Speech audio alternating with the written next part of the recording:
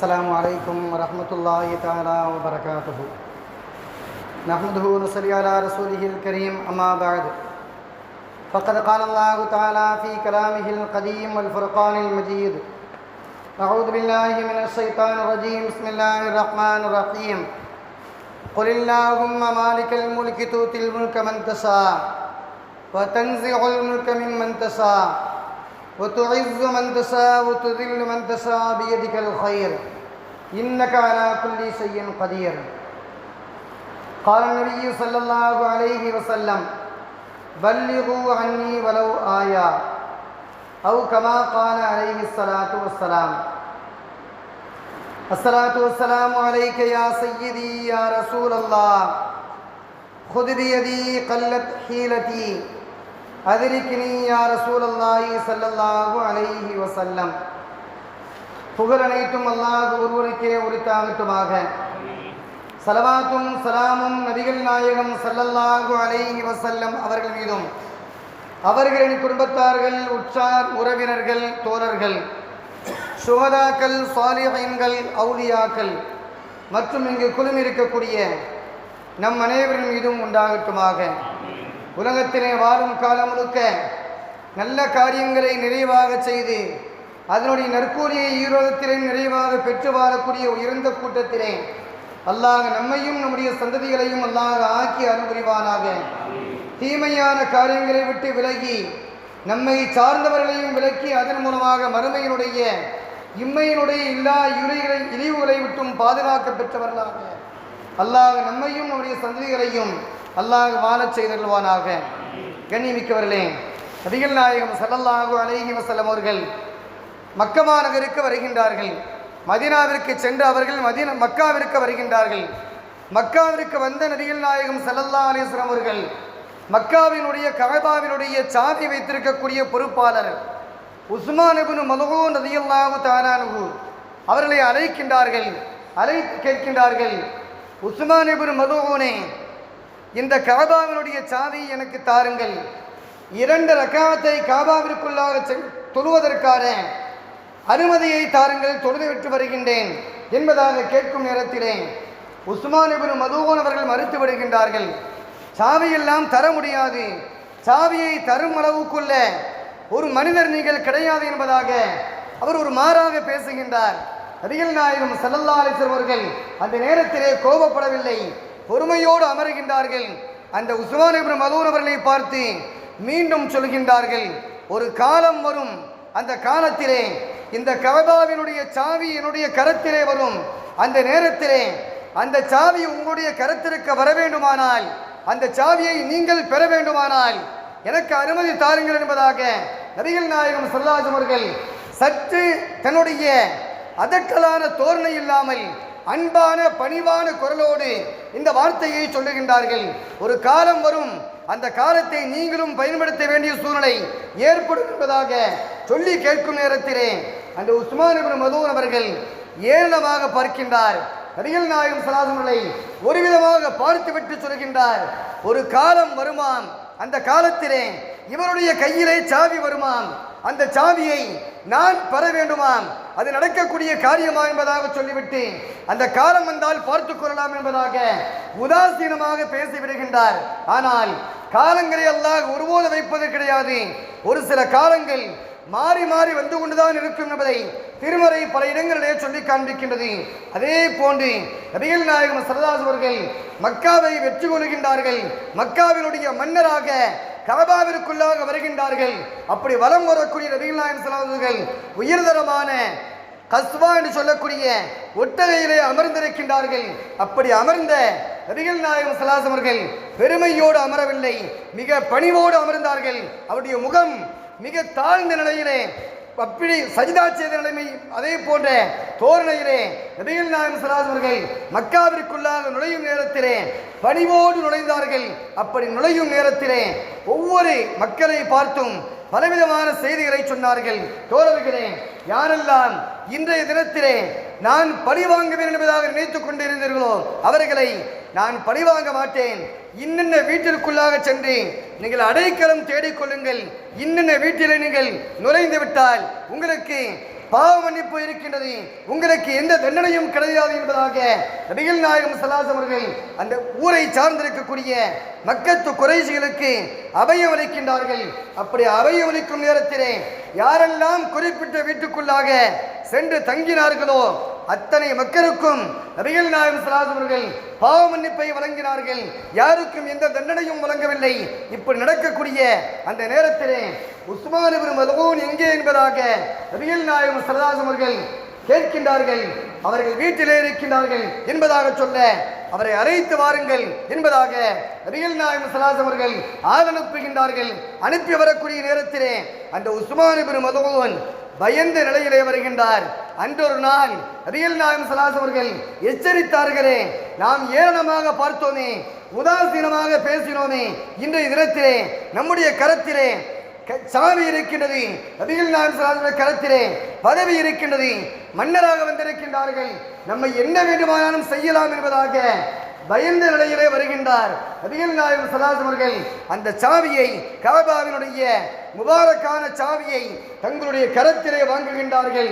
வாங்கி அவர்கள் என்ன செய்வார்களோ என்பதாக சஹாபா பெருமக்கள் எல்லாம் ஏக்கத்தோடு பார்க்கின்றார்கள். ஆனால் நபிகள் நாயகம் ஸல்லல்லாஹு அலைஹி அவர்கள் மாற்றி சாவியை ஒப்படைக்கவில்லை. அவரை விட்டுவிட்டு அவருக்கு கொடுக்காமல் அவரை பரிவாங்க வேண்டும் என்பதாக நபிகள் நாயகம் ஸல்லல்லாஹு அலைஹி அவர்கள் நினைக்கவில்லை. மாறாக அவரை அழைத்து சொல்கின்றார்கள், தோழரே உஸ்மான் இப்னு மல்ஊனே, கியாமத் நாள் வரும் வரை இந்த சாவி, கஅபாவினுடைய சாவி உங்களுடைய பாரம்பரியத்திலே இருக்கட்டும் என்பதாக நபிகள் நாயகம் ஸல்லல்லாஹு அலைஹி அவர்கள் மக்காவினுடைய மன்னராக பொறுப்பேற்ற அவர்கள் அன்றொரு தினம் 2 ரக்காத் தொழுவதற்கு அனுமதி கொடுக்காத அவரை பழிவாங்கவில்லை. அந்த சாவியை கொடுத்தார்கள். பாரம்பரியமாக உன்னுடைய கரத்திலேயே இந்த சாவி இருக்கட்டும் என்பதாக நபிகள் நாயகம் ஸல்லல்லாஹு அலைஹி அவர்கள் சொன்ன அந்த வரலாறை பார்க்கின்றோம். பெண்ணிமிக்கவர்களே, பெருமானார் ஸல்லல்லாஹு அலைஹி அவர்கள் சாவியை கொடுத்தது முக்கியமல்ல, மாறாக கியாமத் வரை உன்னுடைய பாரம்பரியத்திலேயே இந்த சாவி இருக்கட்டும் என்பதாக சொன்னார்கள் என்றால் உனக்கு பாரம்பரியம் இருந்து கொண்டே இருக்கும். அந்த பாரம்பரியத்திற்கு சொந்தக்காரனாக நீ இருப்பாய். பாரம்பரியம் இல்லாதவனாக, வாரிசு இல்லாத மனிதனாக நீ இருக்க மாட்டாய் என்பதை நபிகள் நாயகம் ஸல்லல்லாஹு அலைஹி அவர்கள் அந்த சஹாபிக்கு உணர்த்திய வரலாறை பார்க்கின்றோம். இன்றளவும் கூட அந்த பாரம்பரியத்தை சார்ந்த குடும்பத்தவர்கள் தான் கஅபாவினுடைய சாவியை வைத்திருக்கின்றார்கள். மன்னருக்கு தேவைப்பட்டால் அந்த பள்ளிவாசலுடைய இமாமிற்கு கஅபாவிற்குள்ளாக செல்வதற்கு தேவைப்பட்டால் அவருடைய அனுமதி இல்லாமல் சாவியை வாங்காமல் உள்ளே செல்ல முடியாது என்பதாக பெருமானார் ஸல்லல்லாஹு அலைஹி வஸல்லம் வைத்த அந்த அடிப்படையை பார்க்கின்றோம். எனவே உலகத்திலே அல்லாஹ் தஆலா எந்த நேரத்திலே யாருக்கும் எதையும் வழங்கலாம். அப்படி வழங்கும் நேரங்களிலே அல்லாஹ் தஆலா சிலருக்கு உயர்வை தருகின்றான், சிலருக்கு அல்லாஹ் தஆலா பதவியை பிடுங்கி விடுகின்றான், சிலருக்கு அல்லாஹ் தஆலா கண்ணியத்தை தருகின்றான், சிலருக்கு அல்லாஹ் தஆலா இழிவை தருகின்றான். அல்லாஹ் திருமறையிலே சொல்வான், அல்லாஹ் பதவிகளை தான் நாடியவர்களுக்கு அல்லாஹ் வழங்குகின்றான். அப்படி வழங்கும் நேரத்திலே சிலருக்கு பதவியை வழங்கி அல்லாஹ் கண்ணியப்படுத்துகின்றான், சிலருக்கு பதவியை பிடுங்கி அல்லாஹ் இழிவை கொடுக்கின்றான், சிலருக்கு பதவி இருந்தாலும் இல்லாவிட்டாலும் மரியாதை அல்லாஹ் வழங்குகின்றான், சிலருக்கு பதவி இருந்தாலும் கூட இழிவை தரக்கூடிய சூழ்நிலைகளை அல்லாஹ் ஏற்படுத்தி வருகின்றான் என்பதை திருமறையினுடைய வசனம் சொன்ன வரலாறை பார்க்கின்றோம். நபிகள் நாயகம் ஸல்லல்லாஹு அலைஹி அவர்கள் ஒரு அற்புதமான ஹதீஸை சொல்வார்கள், உலகம் அனைத்தும் சேர்ந்து உனக்கு ஒரு நல்லதை செய்வதற்காக நாடினாலும் சரி, அல்லாஹ் விதித்ததை தவிர ஒன்றுமே உனக்கு கிடைக்காது என்பதாக நபிகள் நாயகம் ஸல்லல்லாஹு அலைஹி அவர்கள் சொல்லியிருந்து இன்னொரு வார்த்தையை சொல்வார்கள், உலகம் அனைத்தும் சேர்ந்து உனக்கு ஒரு கெடுதலை செய்வதற்காக உலகத்தினுடைய மக்கள், வானம் பூமியினுடைய எல்லா பொருட்களும் சேர்ந்து உனக்கு கெடுதியை செய்வதற்கு நாடிவிட்டாலும் கூட அல்லாஹ் விதித்ததை தவிர எந்த தீமையும் உனக்கு அணுகாது என்பதாக நபிகள் நாயகம் ஸல்லல்லாஹு அலைஹி அவர்கள் சொன்ன வரலாறை பார்க்கின்றோம். அல்லாஹ் எதை விதியாக வைத்திருக்கின்றானோ, அவன் எதை நாடுகின்றானோ அதுவே கிடைக்குமே தவிர அவன் நாடாமல் எதுவுமே கிடைக்காது என்ற வரலாறை இந்த ஹதீஸின் மூலமாக நம்மால் பார்க்க முடிகின்றது. கண்ணியமிக்கவர்களே, பெருமானார் ஸல்லல்லாஹு அலைஹி அவர்கள் ஒரு தினத்திலே சஹாபா பெருமக்களுடைய சபைகளை சொல்கின்றார்கள், தோழர்களே, நாளைய தினத்திலே நான் ஒருவருடைய கையிலே ஒரு கொடியை கொடுப்பேன். அந்த கொடி யாருடைய கையிலே வழங்கப்படுகின்றதோ அவர் அவரை அல்லாஹ் பிரியப்படுகின்றான், அல்லாஹ்வுடைய தூதர் ஸல்லல்லாஹு நான் பிரியப்படுகின்றேன். இந்த இருவருடைய பிரியத்தை பெற்றவராக அந்த மனிதர் இருப்பார். அவரும் அல்லாஹ்வை பிரியப்படுகின்றார், அல்லாஹ்வுடைய தூதரை பிரியப்படுகின்றார் என்பதாக நபிகள் நாயகம் ஸல்லல்லாஹு அலைஹி அவர்கள் சொல்லும் நேரத்திலே சஹாபா பெருமக்கள் ஏக்கத்தோடு பார்க்கின்றார்கள். அந்த மனிதர் யார்? அந்த கொடியை வழங்கப்படக்கூடிய அந்த உன்னதமான உயர்ந்த மனிதர் யார் என்பதாக சஹாபா பெருமக்கள் எல்லாம் ஆவலோடு எதிர்பார்க்கின்றார்கள். அன்றைய தினத்திலே சஹாபா பெருமக்கள் தங்களுக்கு மத்தியிலே இன்னவர் உயர்ந்த சஹாபி, இன்னவர் உயர்ந்த சஹாபி, இவருக்கு இன்ன அந்தஸ்து இருக்கின்றது என்பதாக சஹாபா பெருமக்கள் தங்களுக்குள்ளாக ஒரு கருத்துக்களை பரிமாறிக் கொள்கின்றார்கள். இரவிலே யாருக்கும் சரிவர தூக்கம் வரவில்லை. நாளைய தினத்திலே யாருடைய கையிலே அந்த கொடி ஒப்படைக்கப்படுமோ என்பதாக எதிர்பார்த்து கொண்டிருக்கின்றார்கள். அதனுடைய பின்னணி என்னவென்றால் அல்லாஹ்வுடைய பிரியம், அவருடைய தூதருடைய பிரியத்தை பெற்றவராக அந்த மனிதர் இருக்கின்றார். அந்த மனிதராக நாம் ஆகிவிடக் கூடாதா என்பதாக சஹாபாக்களுடைய ஏக்க பெருமூச்சாக இருக்கின்றது. இந்த நேரத்தில் தான் நபிகள் நாயகம் ஸல்லல்லாஹு அலைஹி அவர்கள் அதிகாலை ஃபஜ்ருடைய தொழுகை தொழுததற்கு பின்பாக சஹாபா பெருமக்களை முன்னோக்கி அமருகின்றார்கள். சஹாபா பெருமக்கள் நபிகள் நாயகம் ஸல்லல்லாஹு அலைஹி அவர்கள் நம்மை பார்ப்பார்களா என்பதாக நினைத்து தலையை உயர்த்தி காட்டுகின்றார்கள்.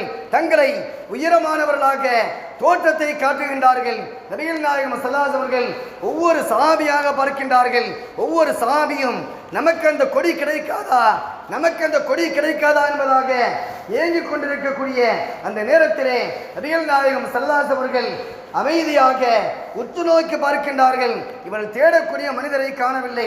பெருமானார் ஸல்லல்லாஹு அலைஹி அவர்கள் அந்த சபையிலே கேட்கின்றார்கள், ஐன அலியுன், அலி ரலியல்லாஹு அன்ஹு அவர்கள் எங்கே இருக்கின்றார்கள் என்பதாக கேட்க சஹாபா பெருமக்கள் சொல்கின்றார்கள், யா ரசூலல்லாஹ், அலி ரலியல்லாஹு அன்ஹுக்கு கண்வலி ஏற்பட்டு விட்டது. கண்வலியின் காரணத்தினால் சில தினங்களாக முறையிட்டுக் கொண்டிருக்கின்றார்கள். வரி கடுமையாக இருக்கிறது என்பதாக சொல்லிக் கொண்டிருக்கின்றார்கள் என்று சொல்ல நபிகள் நாயகம் ஸல்லல்லாஹு அலைஹி அவர்கள் அலி ரலியல்லாஹு அன்ஹுவை அழைத்து வாருங்கள் என்பதாக ஆரம்பிக்கின்றார்கள்.